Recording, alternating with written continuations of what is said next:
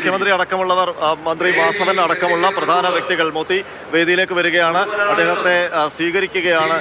പള്ളിക്കൽ സുനിൽ തിരുവനന്തപുരത്തെ ക്ഷേത്രത്തിന്റെ ഒരു രക്ഷാധികാരി കൂടിയാണ് പള്ളിക്കൽ സുനിൽ. അദ്ദേഹമാണ് ഒരു പുഷ്പം കൊടുത്തുകൊണ്ട് ഈ വേദിയിലേക്ക് മുഖ്യമന്ത്രിയെ സ്വീകരിച്ചിരിക്കുന്നത്. പഴയ തന്ത്രി, ശബരിമലയുടെ പഴയ തന്ത്രി കണ്ഠരര് മഹേശ്വർക്ക് ഹസ്തദാനം നൽകിക്കൊണ്ട് മുഖ്യമന്ത്രി വേദിയിലേക്ക് വരികയാണ്. അദ്ദേഹത്തിന്റെ ഇരിപ്പിടത്തിന് സമീപത്തേക്ക് വരികയാണ്.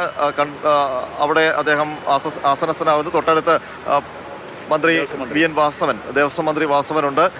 അങ്ങനെ പ്രധാന വ്യക്തികളെല്ലാം വേദിയിലേക്ക് വന്നു. മന്ത്രി കൃഷ്ണൻകുട്ടി അടക്കമുള്ളവർ വേദിയിലേക്ക് വന്നു.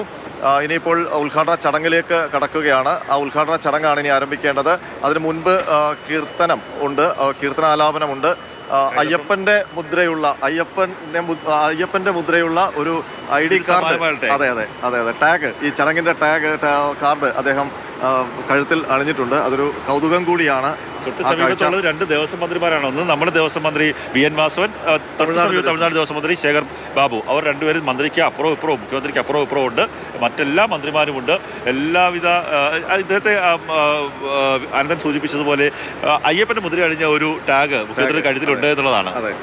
പുണ്യതീരത്ത് വിശ്വമാനവികതയുടെ മഹാസംഗമം എന്ന വാചകമാണ് ഈ പ്രധാന വേദിയിൽ പിന്നിൽ അയ്യപ്പ രൂപത്തിന് സമീപത്തായി ആലേഖനം ചെയ്തിരിക്കുന്നത്. ആ അക്ഷരങ്ങൾക്ക് മുന്നിലാണ് മുഖ്യമന്ത്രിയും വിശിഷ്ട വ്യക്തികളും ഇരിക്കുന്നത്. തത്വമസി എന്നാണ് ശബരിമലയുടെ അയ്യപ്പന്റെ പൊരുൾ.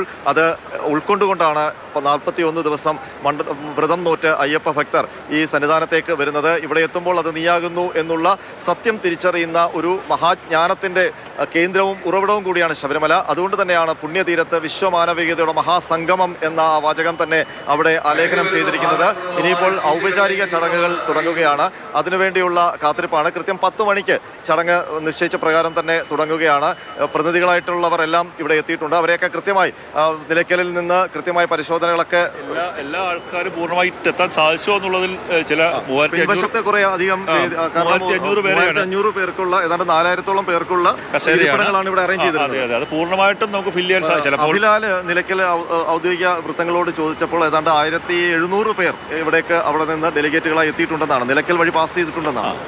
തീർച്ചയായിട്ടും അന്നേരം നമ്മൾ കരുതുന്ന 4278 പേരോ മറ്റോ ആണ് അത് രജിസ്റ്റർ ചെയ്തത്. ആ രജിസ്റ്റർ ചെയ്തതിനകത്ത് എല്ലാവരും പൂർണ്ണമായിട്ടും എത്തിയിട്ടില്ലെങ്കിൽ പോലും അയ്യപ്പ ഭക്തന്മാരെ കൂടി, ഇവിടെ ദർശനത്തെത്തിയ അയ്യപ്പ ഭക്തന്മാരെ കൂടി ഇപ്പോൾ ഇതിനുള്ളിലേക്ക് കയറ്റിയിരുന്ന ഒരു സാഹചര്യമുണ്ട്. എന്തായാലും ദർശനം കഴിഞ്ഞു മടങ്ങുന്ന, സന്നിധാനത്ത് നിന്ന് മടങ്ങുന്ന രജിസ്റ്റർ ചെയ്യാത്ത ഭക്തരെ കൂടി ഇവിടേക്ക് അവരെയും കൂടെ വേണം, അവരും കൂടെ അറിയണം ഇവിടെ എന്താണ് നടക്കുന്നത് എന്നുള്ളത്. അവരെ കൂടി ഇവിടെ ഈ കസേരകളിലൊക്കെ ഇരുത്തിയിട്ടുണ്ട്.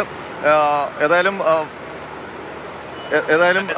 ഇപ്പോൾ പ്രശാന്ത് കൂടി നമ്മളോടൊപ്പം ചേരുന്നുണ്ട്. പ്രശാന്ത്, ഇപ്പോൾ രജിസ്റ്റർ ചെയ്ത അയ്യപ്പ ഭക്തർ, അപ്പോൾ അത് എല്ലാവർക്കും എത്തിച്ചേരാൻ കഴിഞ്ഞിട്ടില്ല എന്ന് തോന്നുന്നു. അപ്പോൾ അയ്യപ്പ ഭക്തരെ കൂടിയൊക്കെ കയറ്റി ഇരുത്തിയിട്ടുണ്ട്. അത് അഭിലാൽ പറയുന്നത് 1700 എന്നാണ് നിലയ്ക്കൽ എന്നുള്ള ഒരു അറിയിപ്പ്. നമുക്ക് ഏറ്റവും പുതിയ അപ്ഡേറ്റ് ഇപ്പോൾ 10 മണി സമയമായി. ഇപ്പോൾ ഉദ്ഘാടന സമ്മേളനം നടക്കുന്ന സമയമായതുകൊണ്ട് തന്നെ ഇനി 12 മണി വരെ സമയമുണ്ട്. ഏറ്റവും പ്രധാനപ്പെട്ട എനിക്കിപ്പോൾ പറയാനുള്ളത് SNDP general secretary Vellappally Natesan മുഖ്യമന്ത്രിയുടെ കാറിൽ വന്നു.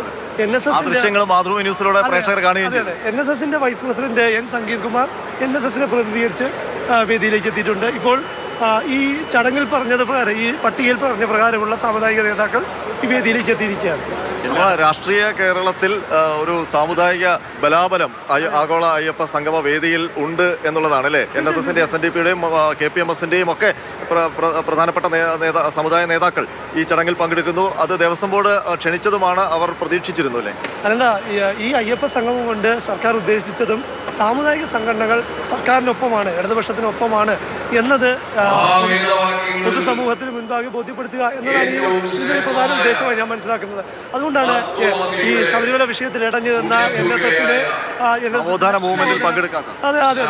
NSSന്റെ ആശങ്കകൾ പരിഗണിക്കാം, അല്ലെങ്കിൽ പരിഗണിക്കുമെന്ന ഉറപ്പെല്ലാം നൽകി NSSന് ഈ വേദിയിൽ എത്തിച്ചത്.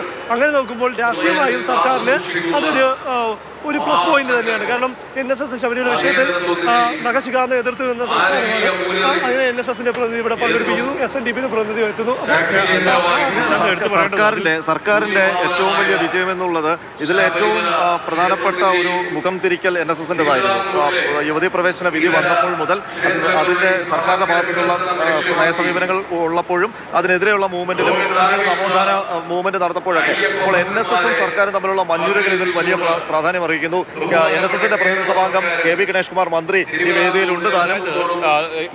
ഹിന്ദു വിഭാഗത്തിൽപ്പെട്ട സാമുദായിക സംഘടനകളെ കൂടുതൽ സർക്കാരിനടുത്തേക്ക് അടുക്കുന്നു എന്നൊരു സൂചന കൂടിയാണ് ഈ വേദിയിലിരിക്കുന്ന നേതാക്കന്മാരെല്ലാം നൽകുന്നത്. NSS വിശ്വാസ സംരക്ഷണവുമായി ബന്ധപ്പെട്ട് പല വിധത്തിലുള്ള യാത്രകളിലും നടന്ന NSS പ്രതിനിധികൾ അംഗങ്ങൾ പോയിരുന്നെങ്കിൽ പക്ഷേ അവർക്ക് പറയുന്ന അവരുടെ നിലപാട് മാറിയിട്ടില്ല. പക്ഷേ സർക്കാരോട് കൂടുതൽ അടുക്കുകയാണ്. യുവതികളെ പ്രവേശിപ്പിക്കരുത് എന്നുള്ളത് NSSന്റെ പ്രഖ്യാപിത നിലപാട് തന്നെയാണ്. പക്ഷേ സർക്കാരിന്റെ വികസനവുമായി ബന്ധപ്പെട്ട പദ്ധതികളിൽ NSS അടുക്കുന്നു എന്നുള്ളത് ഏറ്റവും പ്രധാനപ്പെട്ട ഒരു രാഷ്ട്രീയ ചർച്ചയാവാൻ പോകുന്ന ഒരു കാര്യം തന്നെയാണ്. ഇത് രാഷ്ട്രീയം മാറ്റിവെക്കാൻ പറ്റില്ല. പക്ഷേ ഞാൻ നേരത്തെ കണ്ണനുമായി സംസാരിച്ചപ്പോൾ പറയുകയായിരുന്നു, SNDP general secretary Vellappally Natesan മുഖ്യമന്ത്രിക്കൊപ്പം ഒരേ കാറിൽ ഈ വേദിയിൽ വന്നിറങ്ങുന്നു.